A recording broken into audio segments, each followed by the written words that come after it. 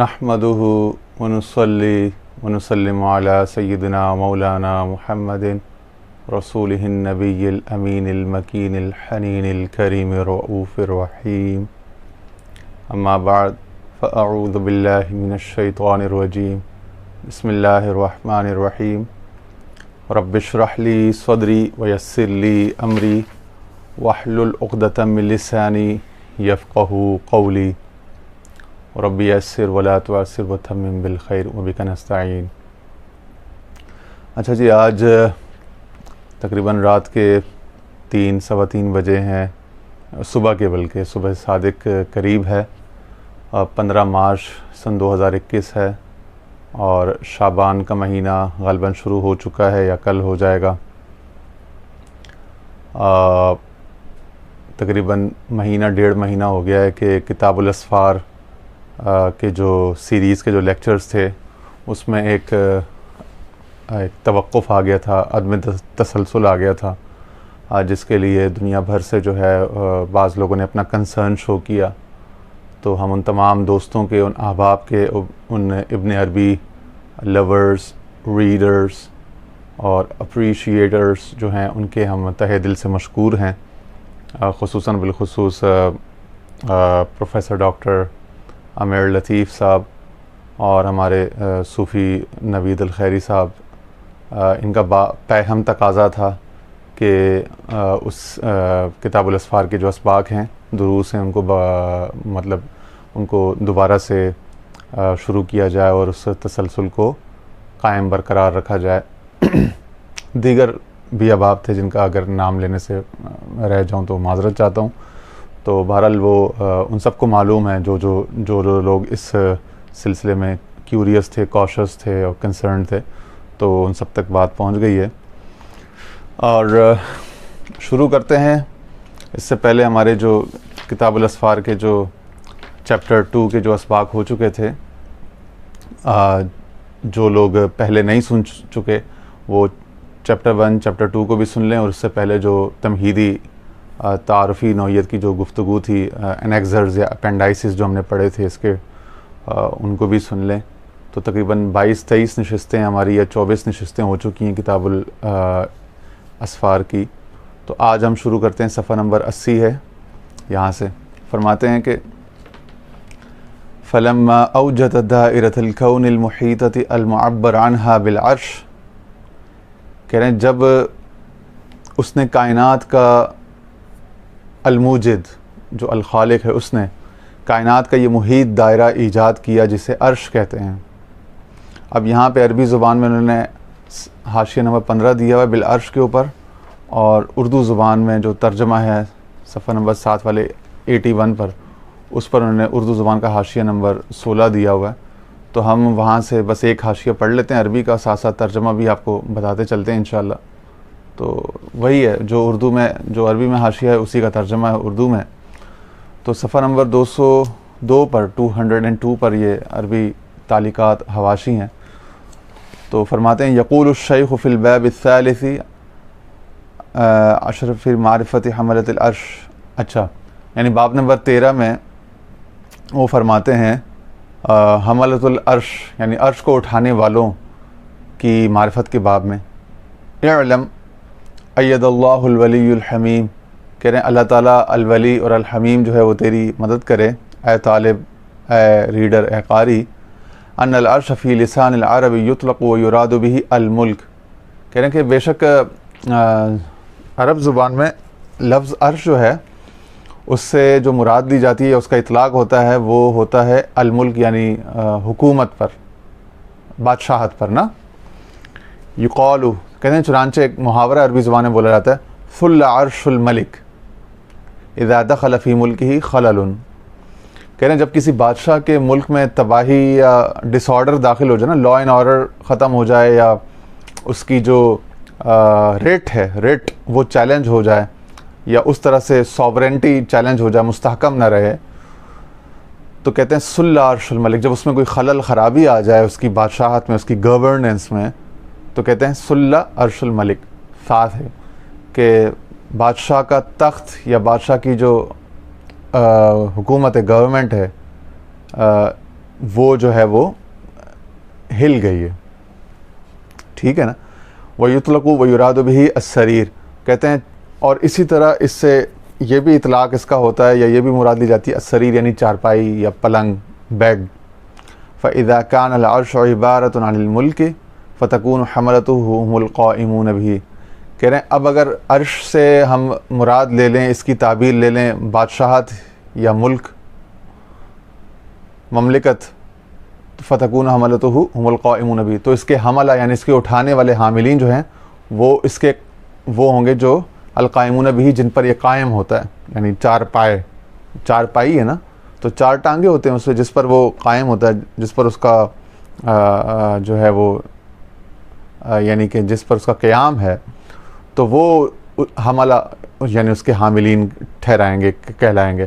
وَإِذَا كَانَ الْعَرْشُ السَّرِيرُ اور اگر کہہ رہے ہیں عرش کو ہم چارپائی یا بیڈ یا تخت کے معنی میں لیں، پہلے ہم اس کو تخت کے معنی میں لے رہے تھے، اب اگر سریر یعنی چارپائی یا بیڈ کے معنی میں لیں، پہلے ہم اس کو ملک کے معنی میں لے رہے تھے، ٹھیک ہے. سوری، کہتے ہیں فَإِذَا كَانَ الْعَرْشُ عِبَارَةٌ عَنِ الْمُلْكِ، کہہ رہے ہیں اگر عرش کو ہم بادشاہت سے عبارت لیں، ملک سے، گورننس سے، حکومت سے، فَتَكُونُ حَمَلَتُهُمُ الْقَائِمُونَ بِهِ، تو اس کے جو حملہ ہیں، حاملین ہیں، اس سے مراد جو عاملین حکومت ہے نا، جو بیوروکریسی ہے، ایگزیکٹو ہے، وہ اس سے مراد ہوگی. چاہے بادشاہت کا سسٹم ہو، پارلیمنٹری ہو، پریزیڈنشل فارم ہو، جو بھی ہو، تو اس میں جو اس حکومت کو جو چلا رہے ہوتے ہیں، اس کے جو تمام تر جو اس کی مشینری ہے ریاستی، وہ اس کے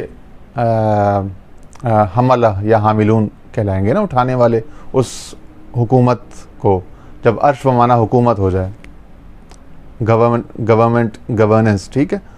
وَإِذَا كَانَ الْعَرْشُ السَّرِيرُ اور اگر عرش بمعنی سریر ہو یعنی چارپائی یا بیٹھ گئے، فَتَكُونُ حَمَلَتُهُ مَا يَقُومُ عَلَيْهِ مِنَ الْقَوَائِمِ، تو پھر اس کے جو حملہ ہیں یا حاملین اس کے اٹھانے والے ہیں، اس سے مراد ہوگا اس کے قوائم یعنی اس کے چار پائے، اس کی ٹانگیں.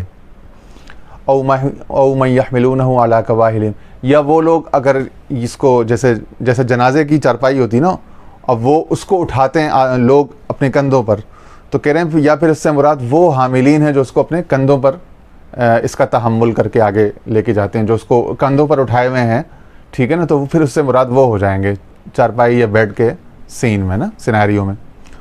تو یہ انہوں نے دونوں طرح سے کہ اگر ہم اس کو مٹیریل فزیکل فارم میں اگر اس کو مائکرو لیول پہ لے جائیں تو چارپائی، بیڈ اور یہ چھوٹی چیزیں مراد ہو سکتی ہیں، اور اس کو تھوڑا سا اگر ہم اس کے اطلاق کو، دائرہ اطلاق کو اگر بڑھا لیں تو اس سے مراد جو ہے نا کسی ملک کی بادشاہت یا گورنمنٹ یا حکومت، اسٹیٹ کرافٹ ہو جاتا ہے، بیوروکریسی اور پورا جو مشینری ریاستی ہے وہ ہو جاتی ہے. اور اسی طرح اگر ہم اس کو یونیورسل اسکیل پر لے جائیں تو پھر مراد کیا ہوتی ہے، اب وہ ہمیں یہ پیسج بتائے گا. یہ دنیاوی اور جو محسوس مثالیں تھیں نا، ان کے ذریعے سے جو غیر محسوس اور غیر مرئی حقائق ہیں ان کو سمجھانے کے لیے یہ مثالیں انہوں نے بیان کی ہیں. تو فرماتے فلما اوجد دائرۃ الکون المحیط المعمر عنہا بالعرش الذی هو السریر الاقدس، وہ جو مقدس سریر ہے، عرش ہے یعنی تخت ہے، فلا بد من ملک لہذا السریر یا فلا بد من ملک لہذا السریر، تو کہہ رہے ہیں تو لازم ہے کہ اس تخت کا بھی کوئی بادشاہ ہو، اس تھرون کا بھی کوئی کنگ ہو، کوئی رائل ہو، کوئی ٹھیک ہے نا، کوئی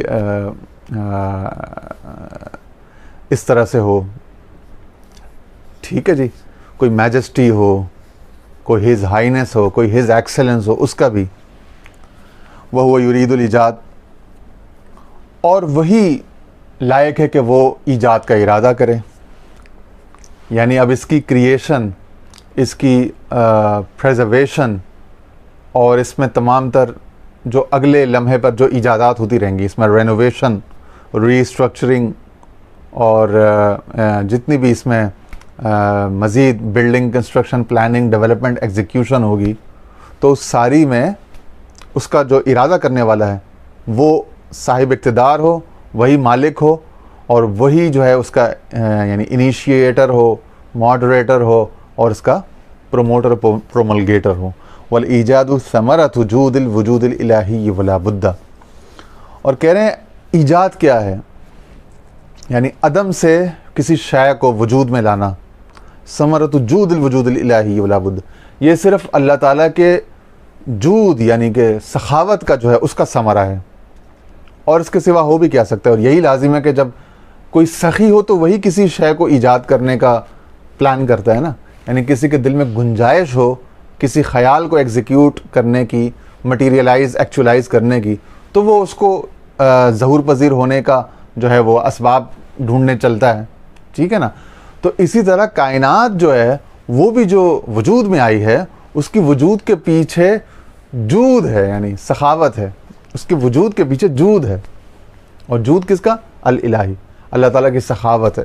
اور سخاوت ایک آف شوٹ ہے، ایک سٹیم کرتی ہے. کس میں سے سٹیم کرتی ہے وہ سنیے. فلا بد من الرحمانیت ان تکون الحاکمۃ فی ھذا الفصل. کہتے ہیں سو لازم تھا کہ اس معاملے میں جو اللہ تعالیٰ کی رحمانیت ہے نا، اس کا اسم الرحمن کا فیض، وہ جو ہے اس میں یعنی کہ فیصلہ کن ٹھہرتا. تو اسم الرحمن جو ہے اس خزانے میں سے نکلتا ہے جود سخا، اور اس جود سے وجود اور ایجاد متحقق ہوتا ہے. فاستوى علیہ الاسم الرحمن فی سرادق الاماء الذی یلیق بالرحمن الالہیہ. کہہ رہے ہیں پس وہ پھر جو قرآن شریف کی آیت ہے نا، ثم استوى علی العرش الرحمن فاستوى علی العرش، 2-3 جگہوں پر یہ اس طرح سے ذکر ہے. کہہ رہے ہیں پس یہ ہے کہ الاسم الرحمن یعنی جو اللہ تعالیٰ کا اسم الرحمن ہے نا، جو اس میں صفت بھی ہے لیکن اس میں علم بھی ہے. بہت سے لوگوں نے کہا کہ اللہ تعالیٰ کے لیے علمین ہیں، 2 علم ہیں، 2 خاص اس کے نام ہیں، ایک اللہ اور ایک الرحمن. ٹھیک ہے نا. اس قرآن کی آیت ہے قل ادعوا اللہ او ادعوا الرحمن ایما تدعوا فلہ الاسماء الحسنی. کہتے ہیں جس نام سے بھی پکارو، پھر اس کے لیے تو بہت سارے الاسماء الحسنی، سارے اچھے نام اسی کے ہیں، لیکن 2 کو تخصیص کر دی نا، قل ادعوا اللہ او ادعوا الرحمن. اور دونوں کے ساتھ ادعو کا صیغہ تکرار کے ساتھ آیا ہے. یعنی یہ اب یہی چیز ہے جو قرآن سے نوٹ کرنے کی ہے کہ ادعوا اللہ ادعوا الرحمن. تو معطوف علیہ او آ گیا اس میں، تو وہ دونوں برابر ہو گئے اپنی حیثیت میں نا. ٹھیک. اب وہ فرماتے ہیں کہ لہٰذا اسم الرحمن جو ہے وہ شامیانہ اما پر، یہ سرادق الاما میں اس تخت پر، یہ جو السریر اور الملک، اور اب یہ اصل میں یہ جو کہہ رہے ہیں نا پورے دائرۃ الکون کو، پورے جو کائنات ہے اول سے لے کے آخر تک، ٹھیک ہے نا، اس کو جو ہے العرش کہا جا رہا ہے. جو پہلی لائن تھی نا فلما اوجد دار الکون المحیط المعبر عنہا بالعرش الذی هو السریر الاقدس. تو پوری جو کائنات ہے وہ ایک السریر الاقدس، ایک مقدس تخت یا چارپائی یا بیڈ کی مانند ہو گئی، یا ایک مقدس عرش کی مانند ایک عرش ہو گئی. پوری کائنات عرش ہے. ٹھیک ہے. ٹھیک ہے. اور پوری کائنات کو، پورے دائرۃ الکون کو، اس کو انہوں نے کہا کہ اس کو آپ عرش سے بھی تعبیر کر سکتے ہیں، اور عرش سے تعبیر المعبر عنہا بالعرش، اس کو عرش سے تعبیر کیا گیا. یہ جو کہا نا عرش، بار بار ہم کہتے ہیں نا عرش، ہم سمجھتے ہیں عرش کوئی ہم محدود کر دیتے ہیں، ہمارے ذہن اس طرح کے نا کہ ہمارا فہم بڑا محدود ہے. ہم عرش کو محدود کر لیتے ہیں کہ شاید کائنات میں کوئی نور کی 4 ٹانگوں والا کوئی ہوگی، اس کے اوپر ایک تخت ہوگا. تو وہ ہمیں، چونکہ ہم محدود سوچ والے لوگ ہیں نا، اور ہم چیزوں کو بہت زیادہ مائکرو لیول پہ دیکھتے ہیں اور اسی طرح سے پرسیو کر سکتے ہیں، ہمارا پرسیپشن محدود ہے، ہمارا کنسیپشن محدود ہے. تو ہمیں اس طرح سے سمجھایا گیا، اور ہم اس میں ہمارا قصور بھی نہیں ہے. اب یہ تو اولیاء اللہ اور اکابر اور شیخ اکبر جو ہیں، ان ہستیوں کا جود ہے، ان کی سخاوت ہے نا، جو اللہ تعالیٰ کے جود سے ایجاد ہو رہا ہے. تو اب یہ جو جہل سے جو اعلام کی طرف، علم کی طرف جو سفر ہے، استعلام کی طرف، تو یہ بھی سارا جود ہے. اصل میں تو جود الہی ہے، جو کہ جود رسول حریص علیکم، ٹھیک ہے نا. اور پھر آگے سے جود اولیاء اللہ میں وہ جود اور سخاوت جو ہے وہ ٹرانسفر کر کے وہ آئی ہوئی ہے ساری، ٹھیک ہے نا. تو وہ هو الاول والآخر والظاہر والباطن. تو اس ظاہر کا باطن وہ ہے، اس باطن کے ظاہر یہ ہیں، اس آخر کا اول وہ ہے. اور اس کا اس اول سرے کو جب ڈھونڈنے نکلے گا تو یہ الذین یذکرون بذکری واذکروا بذکری. اللہ تعالیٰ کہتا ہے نا کہ میرے دوست ان احبائی و اولیائی، میرے دوست میرے محبوب وہ ہیں الذین یذکرون بذکری، کہ ان کو یاد کیا نہیں جاتا مگر یہ کہ جب ان کو یاد کیا جاتا تو میرا ذکر، میرا نام ساتھ میں شامل ہو جاتا ہے، ان کو میرے ہی حوالے سے یاد کیا جاتا ہے، وہ میرا حوالہ پہچان بن چکے ہیں. وَيُذْكَرُ بِذِكْرِهِمْ وَأُذْكَرُ بِذِكْرِهِمْ. اور میری ذات کا ذکر، میرا یاد مکمل نہیں ہوتی جب تک کہ ان کو یاد نہ کیا جائے. پورا قرآن دیکھ لو کیا ہے، اہل اللہ کا، اولیاء اللہ، انبیاء اللہ کا ذکر ہے. ٹھیک ہے نا، الصادقون، التائبون، السائحون، الحامدون، الراکعون، الساجدون، الصالحین، المؤمنین، الخاشعین، المتوکلین، المحسنین، المحبین. ٹھیک ہے نا، یہ تمام کیا ہیں؟ تمام طبقات العباد ہیں، یعنی نیک لوگوں کے طبقات ہیں. یہی اولیاء انبیاء ہیں، الصدیقین، الشہداء، الصالحین. پورا قرآن جو ہے ان کے ذکروں سے بھرا ہوا ہے، ذکر صالحین سے. سورہ مریم ہے، سورہ انبیاء ہے، سورہ جو ہے وہ اس طرح اصحاب الکہف کی صورت ہے. ٹھیک ہے، اپنا النمل ہے تو اس میں انبیاء کے واقعات ہیں، طٰہٰ ہے تو اس میں انبیاء ہیں، ہود ہے تو واقعات انبیاء کے، اولیاء کے ہیں، ابراہیم ہے تو اس میں انبیاء اولیاء کے واقعات ہیں، اور اس طرح علی حاضر القیاس البقرہ، الحمد سے لے کر آخر تک. ٹھیک ہے نا، تو وہ الذین یذکرون بذکری واذکر بذکرہم. تو جس طرح اس کی سخاوت اور جود جو ہے وہ اس کے دوستوں میں شامل اور حائل ہے، جاری ساری ہے، اسی طرح اس کا ذکر کا بھی جو فیض ہے، تعلق ہے، وہ اس کے دوست. اسی کو کہتے ہیں کہ ذاکر ہمہ ذکر و مذکور، ذاکر ہمہ ذکر و ذکر مذکور شود. کہ شروع میں انسان اس طرح اسی طرح کرتا ہے، فذکرونی اذکرکم کے اصول پر نا، کہ فذکرونی اس کی ابتدا ہوتی ہے کہ وہ ذکر کرتے اللہ کا، پھر وہ ذکر کرتے کرتے ذکر بن جاتا ہے، اور پھر وہ ذکر سے مذکور ہو جاتا ہے، پھر اس کا ذکر ہوتا ہے، اور اس کا ذکر گویا کہ وہ خدا کا ذکر ہوتا ہے. ٹھیک ہے نا، اذا ذکرت ذکرت معی، کہ جہاں اب تیرا نام بھی آئے گا میرے نام کے ساتھ. ٹھیک ہے نا، تو وہ کہتے ہیں کہ جب وہ عرش پر الرحمن جو ہے اس پوری کائنات پر قائم ہوا، یا اس کے جود سے جب یہ کائنات قائم ہوئی، اس طرح سے معنی لے لیں تو کیا وہ ساری رحمانیت الہیہ کے شایع نشان ہوئے. الرحمن صفت کا یہ ظہور اور اس کا اظہار تھا جو کائنات وجود میں آ گئی، ورنہ کون کسی کو وجود بخشتا ہے؟ بھائی ہر ذات تو خود پسند ہوتی ہے، ہر کوئی تو اپنے ہی وجود کو چاہتا ہے نا، یا ان تقاضوں کو چاہتا ہے جو اس کے وجود کے تقاضوں کو، اس کی انانیت کے تقاضوں کو پورا کرنے کے لیے ہوں، سوائے یہ کہ محبت ہو. تو محبت جو ہے وہ پھر وہ اپنے وجود سے مزید جود، مزید مواجید، مزید بہت سارے وجود پیدا کرنے کا تحمل رکھتی ہے، ظرف رکھتی ہے، اور یہی الرحمانیت ہے. ٹھیک ہے نا، تو وہ فرماتے ہیں کہ میں الرحمن، اسم الرحمن شامیان امام اس تخت پر ویسے قائم ہوں، اس تخت پر یعنی پوری کائنات پر، دائرۃ الکون، پورے کائنات پر ویسے ہی قائم ہوا جیسا کہ رحمانیت الہیہ کے شایع نشان تھا. اور یہ امائے ربانی کی ہی ایک قسم ہے. امائے ربانی وہ جو کانا، وہ جو اس کا وہ پہلے اما میں تھا، اب اس کی ایک قسم یہ ہے، یا اس کا ایک ظہور یہ ہے. ٹھیک ہے، وہ نوع من الاماء الربانی، عربی میں بھی لکھا ہوا کہ بھئی یہ ایک نوع ہے الاماء ربانی. وکان سفر الرحمانیت من الاماء الربانی الى الاستواء العرشی موجود عن الجود. کہہ رہے ہیں یہ جو سفر ہوا نا الرحمانیہ کا، الاماء ربانی سے الاستواء عرشی تک. اب اماء ربانی کیا ہے، استواء عرشی کیا ہے، اس کا آخر میں، اس سبق کے آخر میں اگر ہم آج مکمل کر سکے، ورنہ پھر اگلے یا اس سے اگلے سیشن میں وہ پھر لنک بن جائے گا نا.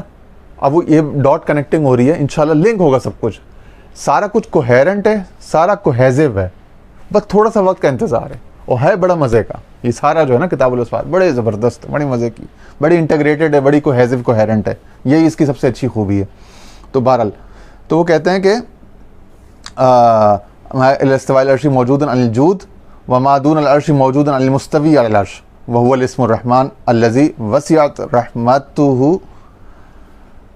كل شيء وجوبا ومنا.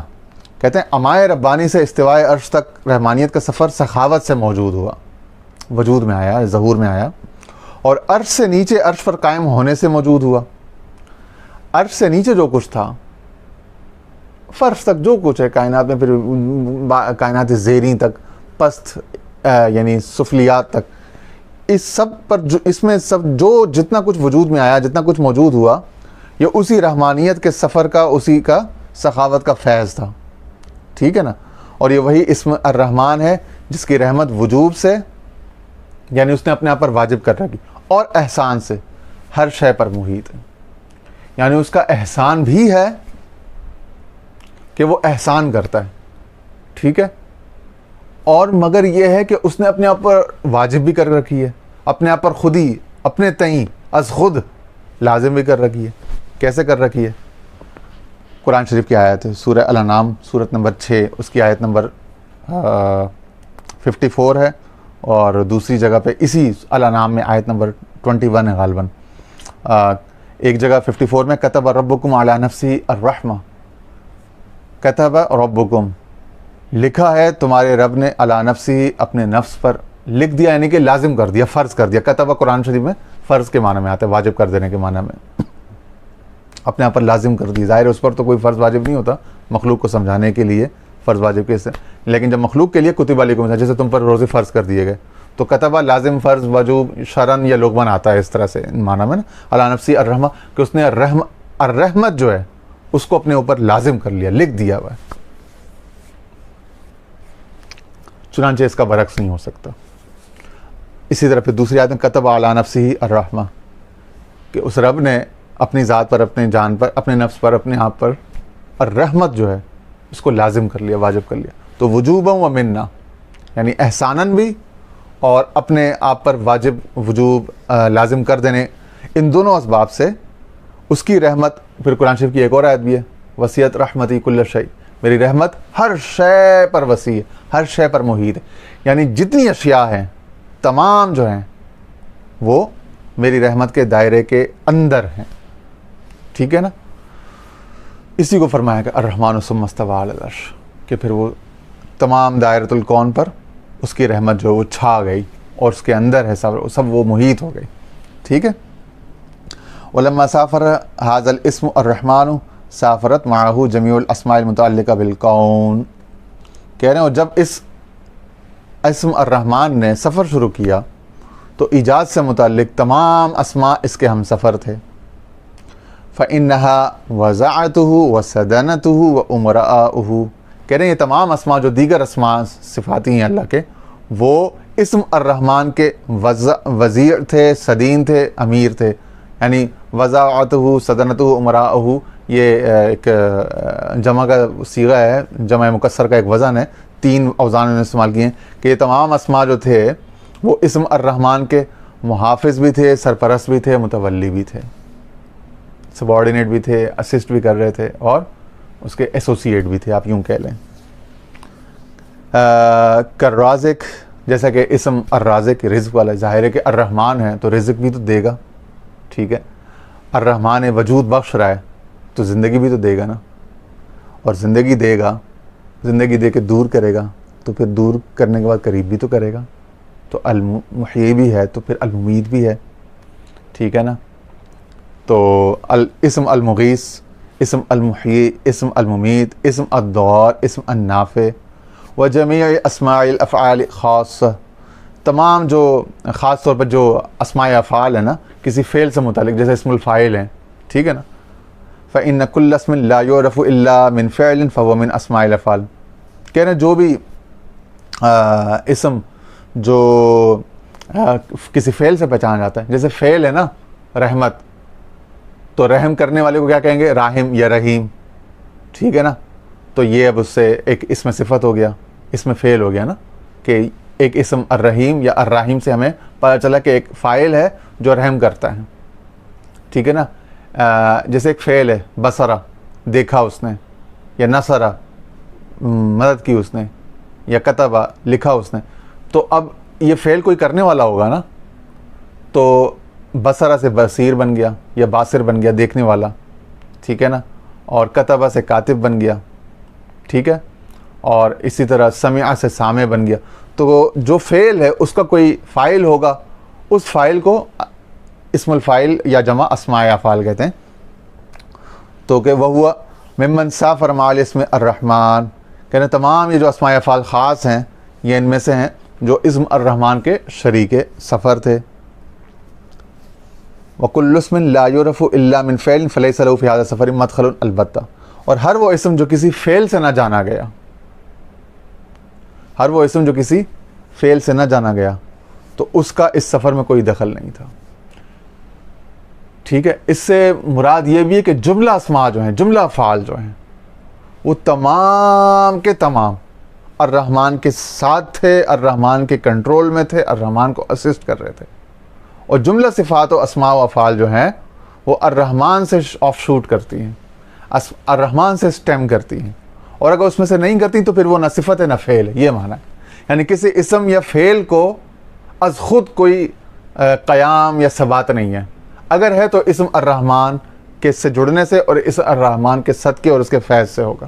تو اسم الرحمن جو ہے وہ تمام اسماء میں، تمام افعال میں، تمام صفات میں جاری و ساری ہے، تخلیقاً بھی، وجوباً بھی، منتاً بھی، اور نحواً اور صرفاً بھی اور منطقاً بھی. اور یہاں تک یہ بات آ گئی کہ نحو، صرف، منطق میں بھی وہ کہہ رہے ہیں کہ جو کچھ افعال ہوں گے، جو کچھ اسماء ہوں گے، اسم الفاعل ہوں گے، جتنے فاعلین ہوں گے، ٹھیک ہے نا، فعلاء ہوں گے، ٹھیک ہے نا، افعلاء ہوں گے، وہ تمام جو ہیں وہ اسم الرحمن ہی سے جو ہے وہ ڈیرائیو کر رہے ہوں گے اپنی انرجی، اپنی انسپریشن. ٹھیک ہے جی. فَإِذَا أَرَدْتَ أَنْتَ أَوْ جَمَاعَةُ الْمُتَفَكِّرِينَ أَنْ تُسَافِرَ إِلَى مَعْرِفَةِ مَا عَدَى أَسْمَاءِ الْأَفْعَالِ بِأَفْكَارِهَا خَرَجْتَ عَنْ كُرَّةِ الْعَرْشِ خُرُوجًا غَيْرَ مُبَيِّنٍ وَلَا مُنْفَصِلٍ. بھی نیا پیراگراف شروع کہتے ہیں، پس اگر تو یا کوئی جماعت اور جماعت المتفکرین، کوئی بھی غور و فکر کرنے والوں کی جماعت، چاہے وہ فلاسفہ کی ہو، مناطقہ کی ہو، نحویین کی ہو، ماہرین لغت و لسان کی ہوں، ماہرین تصوف کی ہوں، ماہرین گرامر کی ہوں، ٹھیک ہے نا، ماہرین اینتھروپولوجی کی ہوں، حیاتیات کی ہوں، طبیعیات، فزکس کی ہوں، جو بھی ہوں، تو جب وہ تفکر کریں گے ان تسافر الی معرفۃ ما عدا اسماء الافعال بافکارها، اپنی فکروں سے کسی بھی یعنی اسماء افعال کے علاوہ کسی کی معرفت میں دیگر اسماء کی، یا اس جماعت کو قرۂ عرش، تو وہ کیا کہیں، قرۂ عرش یعنی عالم سے اس جماعت کو یا اس فرد کو ایسے باہر نکلنا پڑے گا، خرجت عن قرۃ العرش خروجا غیر مبین ولا منفصل، کہ وہ اس سے الگ اور جدا نہ ہو، جو کہ ممکن نہیں ہے. ظاہر ہے اس دائرۃ الکون سے کون نکل سکتا، اور اس سے کون جدا ہو سکتا ہے اور کون. تو کیا کہہ رہے ہیں، اور جب تو یا وہ جماعت پاک خدائی جناب سے تعلق چاہے گی، وہ اردت التعلق بالجانب الاقدس الالہی فوقعت فی الحما وهو سرادق العما فتخبطت فیہ، تو کیا ہوگا، تو ممنوع حدود میں جا گرے گا جو کہ شامیان عما ہی ہے، اور تو یا وہ جماعت اس میں سرگرداں ہو جائے گی. اب یہ کچھ تھوڑا سا فلسفہ ہے، تنزیہ، تشبیہ ہے، اس طرف ہم آگے بڑھ رہے ہیں نا، تو میں کوئی پری میچور بات نہیں کرنا چاہتا. وہ جملہ ختم ہوگا، پیراگراف پیسج، تو اس پہ انشاءاللہ ہم پہنچ جائیں گے. تو مطلب یہ وہ کہہ رہے ہیں کہ جو کچھ ہے وہ اسم الرحمن سے ہے، اور اسم الرحمن سے پہلے جو ہے وہ یوں سمجھو کہ کچھ نہیں تھا، کچھ نہیں ہے. وہ جو کچھ ہے وہ تمہاری سمجھ سے باہر ہے. اس میں اگر جاؤ گے العما کی طرف، عرش، کائنات، کون تک رہو. اسی لیے وہ کہتے ہیں نا کہ وہ حدیث ہے نا کہ اللہ تعالیٰ کی صفات میں غور کرو، اس کی ذات میں غور نہ کرو. یہی اس کو ایک طریقے سے فلسفیانہ اور ایک خاص منہج و اسلوب دے کر اس کو اس حدیث کو اور اس حکم کو بغیر نہیں کے یعنی کہ بغیر نہیں کے صراحت کے منع کیا جا رہا ہے. اب منع کس طرح کیا جا رہا ہے کہ آپ کے نفس کو، آپ کی منطق کو، آپ کی جو تخیل کی، تفکر کی جو پرواز ہے، اس کو مطمئن کیا جا رہا ہے، اور اس کو ساتھ ساتھ جو ہے اس کو اس کی کمپنسیشن بھی کی جا رہی ہے، اور اس کی جو ہے وہ کیا کہتے ہیں، اس کو بڑا اچھا کمپلیسنٹ وے میں اس کو بڑا اسموتھ ٹرانزیشن کی جا رہی ہے انسانی فکر کی، انسانی تخیل کی. یہ ہے کمال کاریگری جس کی وجہ سے ان کو شیخ اکبر کہا جاتا ہے. ورنہ دیگر بہت سے لوگ ہیں، کس کا نام لیں، نام لینا اچھا نہیں لگتا. 5ویں 6ٹھی 7ویں صدی میں جن لوگوں نے الہیات پر، اس پر فلسفے پر بات کی ہے، تو انہوں نے واضح احکام دے کر منع کیا ہوگا صراحت کے ساتھ. اور وہ جب کسی انسانی فطرت ایسی ہے نا کہ اس کو جب کسی چیز سے منع کیا جاتا ہے نا، تو اس کے اندر مزید تجسس پیدا ہو جاتا ہے، تھوڑا سا اس کے اندر ایک بغاوت کا عنصر ہے. تو وہ قائل نہیں ہوتا. انسان کو کنونس کرنا اور بڑے حکمت سے، بڑے پردے میں بات کر کے، یہ بڑا آرٹ ہے، اور یہ ابن عربی کے ہاں ہے. تو اب وہ حدیث بھی نہیں لے کر آئے، وہ حکم بھی نہیں لے کر آئے کہ بھائی اس کی صفات میں غور کرو، اس کی صفات سے انسپریشن لو، اس کی ذات میں غور نہ کرو. مگر العما اور العرش یعنی دائرۃ الکون اور دائرۃ الکون سے ماورا پیچھے اوپر نیچے یا پیچھے پہلے جو تھا اس کو ایک یعنی ہائی لائٹس اور شیڈو میں ایک ڈسٹنکشن کریٹ کر کے آپ کو ہائی لائٹس کے اندر رکھا جا رہا ہے اور شیڈو اور ڈارک ایریاز سے آپ کو بغیر نصیحت کے روکا اور بچایا جا رہا ہے. یہ ہے عافیت کی راہ. اسے کہتے ہیں کمال کاریگری اور کمال کا ڈاکٹر کہ مرض کو بغیر مریض کو بتایا کہ تو مریض ہے, تیرے اندر یہ مرض ہے اور اس کا علاج کیا جا رہا ہے بڑے فرینڈلی انداز میں. تو اتنا فرینڈلی اور اتنا ریپو بلڈنگ کانٹینٹ جو ہے وہ صدیوں میں کہیں سے نہیں پروڈیوس ہو. اگر ہوا ہے تو شیخ اکبر محی الدین ابن عربی کے ہاں ہمیں ملتا ہے. فوقعت فی الحما وهو سرادق العما فتخبطت فیہ, تو پھر تو اس میں سرگرداں ہو جائے گا, یعنی کوئی کلو نہیں ملے, کلو لیس ہو جائے گا. ایک طرح کا یعنی کہ وہاں پہ پھر خیرت کی گتھیاں سلجھا چکا میں میرے مولا مجھے صاحب جنوں کر. پھر وہ جنوں کی وادیاں ہیں, خبط کی وادیاں ہیں, جذب مرزوبیت کی وادیاں ہیں نا, ٹھیک ہے, یا لا علمی کی یا حیرت کی وادیاں. حیرت کے لوگ جتنے بھی آپ اس کو بہت سارے نیوانسز, بہت سارے آپ اس کو شیڈز دے سکتے ہو بڑے سافٹر, لیکن وہ بہرحال تو کہتے ہیں لیکن لابد للواصل ان یلوح لہو من البوارق الالوحہ. لیکن کہتے ہیں کہ جو واصل ہے, واصل باللہ یعنی اللہ سے ملنے والا یا اللہ سے ملنے کی آرزو ہی کرنے والا, اب یہ بھی لازم ہے کہ اس پر کچھ تو کچھ رب تعالیٰ کی بوارق الوہیت یعنی اس کی الوہیت کی بجلیوں سے, چمکوں سے, چمکیوں سے کچھ تو اس پر ظاہر بھی ہو نا. تو کچھ چمک تجھ سے پاتے ہیں سب پانے والے, میرا دل بھی چمکا دے چمکانے والے. تو کچھ نہ کچھ چمک تو عطا بھی ہونی چاہیے نا, کچھ نہ کچھ لائٹس, ہائی لائٹس جو ہیں, کچھ نہ کچھ اسپارکس, کچھ نہ کچھ عطا ہونی بھی چاہیے. ٹھیک ہے, وہ جو موسیٰ علیہ السلام نے جو پہلے ہم نے اسی کتاب میں تھا نا کہ میں کچھ وہاں سے کچھ نہ کچھ خبر لے آؤں, سآتیکم منہا خبر اور شہاب قبس, کوئی خبر لے آؤں, کوئی سلگتا ہوا انگارے چند لے آؤں. ٹھیک ہے نا, تو وہی وہ اسی تصور کا تسلسل ہے یہ کہ وہ کہہ رہے ہیں کہ ایسا نہیں ہے کہ بالکل الرحمن فاسأل بہ خبیرا, الرحمن کا پوچھنا ہے تو کسی خبیر سے پوچھو. اس قرآن کا یہ عمل ہو رہا ہے یہاں پہ, وہ قرآن کی آیت ہے اور اس آیت کا مشاہدہ شیخ اکبر میں. الخبیر, یہ خبیر ہیں, وہ خبیر ہیں, فاسأل بہ خبیرا, کہ جس خبیر سے آپ رحمان کے متعلق پوچھتے ہو تو کچھ خبر ملتی ہے, کچھ خبر دے رہے ہیں اور بڑے لاڈ سے کہہ رہے ہیں کچھ نہ کچھ ظاہر بھی ہونا چاہیے, کچھ نہ کچھ پتہ لگنا بھی چاہیے یار کا, محبوب کا نا. ما یحصل لہ بہ معرفۃ ما, جس کی بدولت اسے خاص طرح کی معرفت حاصل ہو. واہ واہ واہ, یہ ہے لاڈ, یہ شفقت ان کی مہربانی. اور لہٰذا سماہ الصدیق بالادراک وسماہ الصادق صلی اللہ علیہ وسلم لا احصی ثناء علیہ. کہہ رہے ہیں اسی وجہ سے الصدیق یعنی حضرت ابوبکر صدیق رضی اللہ تعالیٰ عنہ نے اس کو ادراک کہا. نہیں, کچھ ادراک تو ہوا نا, اس بے بسی, اس لا علمی کو, اس حیرت کو انہوں نے کہا یہی ادراک ہے, بس جان گیا میں تیری پہچان یہی ہے. کسی شاعر نے کہا نا, صوفی شاعر نے, کہ تو دل میں تو آتا ہے سمجھ میں نہیں آتا, بس جان گیا میں تیری پہچان یہی ہے. ٹھیک ہے, تو یہ وہ کہہ رہے ہیں کہ الصدیق نے, حضرت ابوبکر صدیق رضی اللہ عنہ نے اس کو ادراک کہا. العجز اندر کے الادراک ادراکن, یا العجز عن الادراک ادراکن. ٹھیک ہے, کہ اس کے ادراک سے عجز, بے بسی جو ہے, حیرت, لاچارگی جو ہے, وہی ادراک ہے. اور کہہ رہے ہیں اسی کو الصادق المصدوق صلی اللہ علیہ وسلم نے کیا کہا, صادق الامین صلی اللہ علیہ وسلم نے لا احصی ثناء علیک, جو ہم نے پہلے حدیثوں کا ریفرنس دے چکے ہیں. ایک ڈیڈیکیٹڈ ہم نے ایک ویڈیو دی تھی 20-25-30 منٹ کی, جس میں ہم نے اس کے احادیث کی تخریج پر, اس کے حوالوں پر, ریفرنسز پر بات کی, تفصیل سے بات کی. تو وہ کہہ رہے ہیں کہ وہ انہوں نے فرمایا لا احصی ثناء علیک, کہ میں تیری تعریف نہیں کر سکتا. وذالک لما عین ما لا یقبل ثناء معین لیکن یقبل ثناء المجہول. کہہ رہے ہیں اس لیے کہ انہوں نے جان لیا, انہوں نے دیکھ لیا, عیناً, انہوں نے عین سے یعنی مشاہدہ کر لیا, ما لا یقبل ثناء معینہ, کہ رب تعالیٰ جو ہے وہ ثناء معین کو قبول نہیں کرتا. خواص کے ریفرنس سے بات ہو رہی ہے, عوام کے لیے نہیں. عوام تو جو جیسا کہ ان کو معین ثنائیں دی گئی, اللہ تو بڑا کتنا غفور رحیم ہے, کتنا رحیم ہے, کتنا عظیم ہے, کتنا کریم ہے, میرا یہ کام ہو گیا تو نہیں کر دیا, یہ تو ماشاء اللہ الحمدللہ سبحان اللہ, وہ ثنائیں معین کریں گے.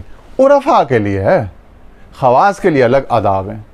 ان کے لیے کیا ہے, ثنائے معین کے بجائے، ثنائے معروف کے بجائے ثنائے مجہول، ثنائے غیر معین، جو غالب نے کہا تھا نا، اور اس کی بات کو غالب پہنچا جب اس کو کسی نے کہا کہ نعت بھی لکھو سرکار دو عالم صلی اللہ علیہ وسلم کی شان میں، تو اس نے لکھی ایک قصیدہ، ایک نعت لکھا، اس کا اینڈ کس پہ کیا؟ اس کے مقطع پہ۔ وہی اصل بات ہے جو اس نے مقطع پہ، وہ سارا وہی تھا، اسی کو کہنا تھا، اس کے لیے ایک تمہیدن ایک اس نے پورا وہ باندھا۔ تو اصل بات کو لے لو، اصل اس میں مقطع کیا کہا؟ اس نے کہا غالب ثنائے خواجہ بہ یزداں گذاشت ہیں، کہاں ذات پاک مرتبہ دان محمد است۔ کہہ رہے بھائی غالب ثنائے خواجہ حضور اسلام کی شان جو ہے نا سرکار کی، وہ بہ یزداں گذاشتے ہیں، وہ رب تعالیٰ ہی کر سکتا ہے، رب تعالیٰ ہی جانتا ہے، اسی نے کی ہے، اسی کو سزاوار ہے۔ کہاں ذات پاک مرتبہ دان، کہتے ہیں کیونکہ وہ بس وہ ایک وہی ذات پاک ہے جو مرتبہ دان محمد است ہے۔ محمد صلی اللہ علیہ وسلم کا حقیقی مرتبہ وہی اسی نے جانا ہے، اسی نے پہچانا ہے، اسی کو معلوم ہے، چنانچہ اس کی ثنا بھی وہی کر سکتا ہے، اس کا حق بھی وہی ادا کر سکتا ہے، اسی نے کیا۔ تو یہ لوگ جب محبوب کی عظمت کو اس میں اس کے آگے بالکل بے بس عاجز ہو جاتے ہیں۔ وہ جو میر کا شعر ہے یا میر سے منسوب شعر ہے کہ وہ آئے بزم میں اتنا تو ہم نے دیکھا میر، پھر اس کے بعد چراغوں میں روشنی رہی۔ پھر چراغ عقل، چراغ فکر، چراغ تکلم، چراغ ثناگوئی کہاں کام دیتا ہے؟ کام ہی نہیں کرتا۔ پھر چراغوں میں روشنی نہ رہی، پھر جب وہ روشنی نہ رہے اور جہل اور اندھیرا، تو وہی جو ہے وہ بس جان گیا میں تیری پہچان یہی ہے، اور وہی رب تعالیٰ کے یہاں مقبول ہے۔ لیکن یقبل ثنا مجہول وہو لا اسی ثنا علیہ، کہتے ہیں وہ مجہول طریقے پر ثنا جو ہے نا اس کے یہاں قبولیت پاتی ہے، اور وہ کیا؟ لا اسی ثنا علیہ، اے مولا میں تیری تعریف کا حق نہیں ادا۔ فَإِنَّ الْحَيْرَةَ تَقْتَضِي ذَلِكَ وَلَا بُدَّ، کہہ رہے ہیں کہ جو حیرت ہے اس کا یہی اقتضا ہے، یہی مقتضا ہے، یہی تقاضا ہے، اور یہی لازم ہے کہ انسان اس کی طرف پرواز کرتا کرتا اس کی صالحیت میں، اس کی اتباع میں، اس کی محبت میں، اس کے شوق میں، اس کی رغبت میں بڑھتا بڑھتا بڑھتا بڑھتا بڑھتا جب اس کی معرفت میں پہنچتا ہے، تو پھر اینڈ میں کہتا ہے کہ بس ہم جان گئے کہ ہم تجھے نہیں جان سکے، ہم نہیں پہچان سکتے۔ اور اس کی تعریف کے لیے اس کے پاس کوئی نہ الفاظ ہوتے ہیں، نہ کوئی تعین ہوتا ہے، ٹھیک ہے، نہ کوئی معرفت ہوتی ہے۔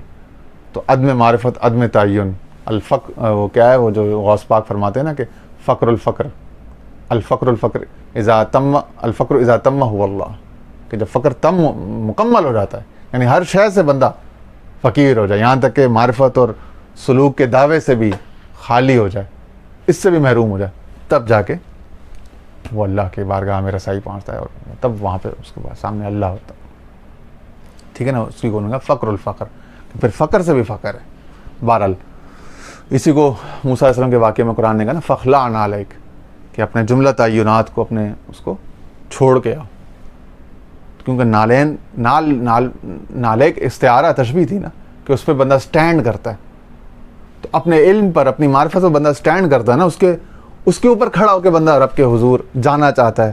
یہ مخلوق میں تو یہ قاعدہ جائز ہے کہ مخلوق کے ہاں جب آپ جاتے ہو تو مخلوق کو پہچان کر آپ اس سے قریب ہو جاتے ہو، ٹھیک ہے نا، اس کی عظمت جان کر، اس کی شان کو جان کر، ٹھیک ہے نا، تو آپ اس کی عظمت کا اعتراف کر کے، اس کی صفات پڑھ کے، اس کے یعنی مخلوق کی سطح پر اس کی بارگاہ میں مقبول بارگاہ ہوتے ہیں۔ لیکن اس کے ہاں جو آپ نہیں جانتے اور جاننے سے انکاری اپنا محروم ہو جاتے ہو، سمجھ جاتے ہو خود کو، تب اس کے ہاں شرف قبولیت ملتا ہے، اور اس کا وہ اسی کے لائق ہے۔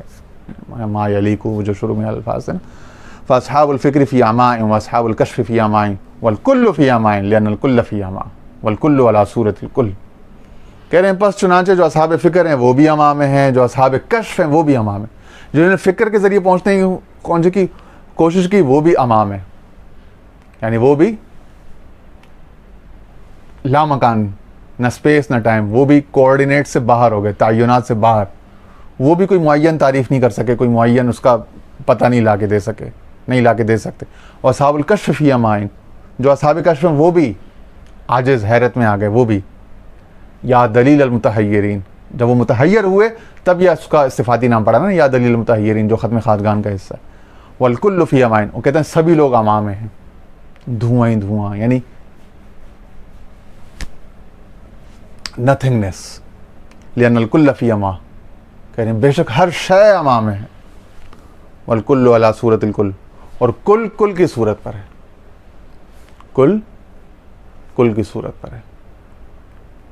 تو کل کل کی صورت پہ جب ہر شے اما میں ہے تو پھر وہ جو دائرہ ہے اور جو کون ہے پھر وہ بھی اما میں ہے، سبھی اما میں ہیں، اور سب کل کل کی صورت پہ ہے تو پھر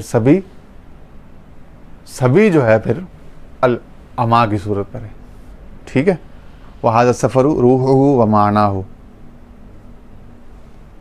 کہہ رہے ہیں اور یہ ہے سفر جو اس کی روح ہے، یعنی سفر کی روح ہے، اور سفر کا معنی بھی ہے. یہ اس سفر کی روح اور معنی جو ہے وہ، یا پھر اس کی سفر اور روح جو ہے وہ معنی کو، یا اس سفر کی روح اور معنی کو سمجھانے کے لیے کہتے ہیں کہ اگلی بات سن لو. اگلی بات کیا ہے؟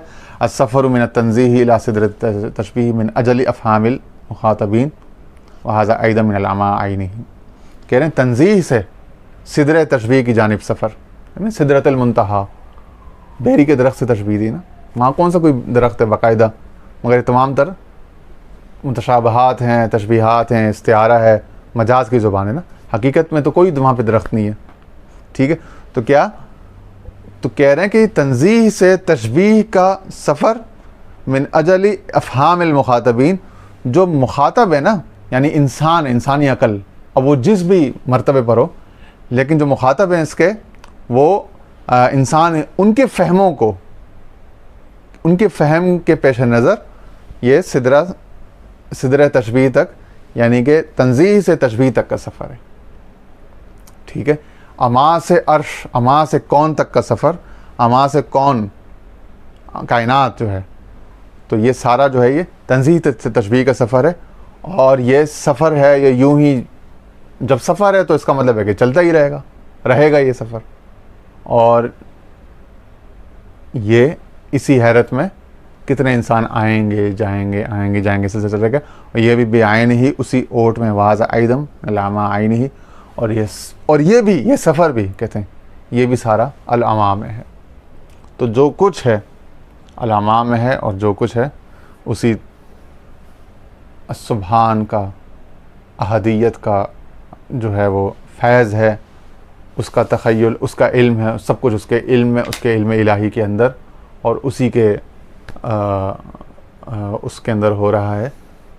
مگر مخلوق میں جو کچھ ہے وہ الرحمن کے ذریعے سے ہے، اور الرحمن کے ذریعے سے اس کی عقل و فہم اور یہ تمام علوم و معرفت جو ہے وہ اس تک پہنچتے ہیں. اور یہ بھی ساری اس کے جود کا اظہار ہے.